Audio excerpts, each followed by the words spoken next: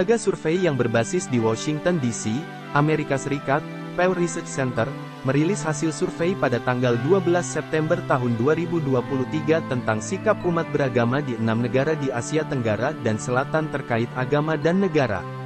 Laporan yang bertajuk, Buddha, Islam dan Pluralisme Agama di Asia Selatan dan Asia Tenggara, itu, memberikan data yang menarik.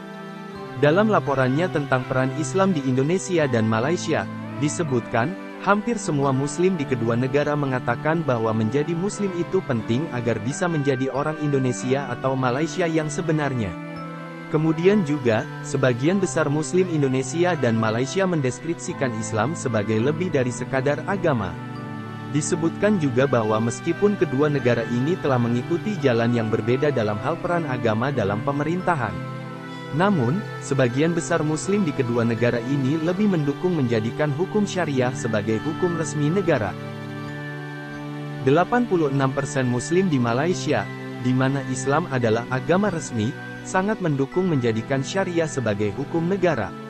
Sebagian besar Muslim Malaysia juga mendukung hukum Islam sebagai hukum resmi negara ini satu dekade sebelumnya, dalam survei Pew Research Center tahun 2011 sampai tahun 2012 terhadap negara-negara dengan populasi Muslim yang besar.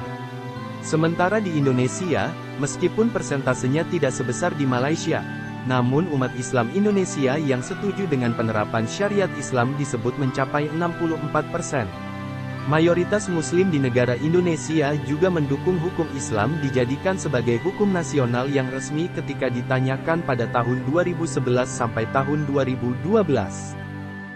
Dalam hal mendukung peran penting bagi para pemimpin agama dalam politik, sebagian besar Muslim di Indonesia, 58%, dan Malaysia, 69%, mengatakan para pemimpin agama harus berbicara secara terbuka tentang politik dan partai politik yang mereka dukung, sementara kira-kira setengah atau lebih sedikit umat Buddha di Kamboja, Sri Lanka dan Thailand mendukung tingkat interaksi agama ini dalam politik.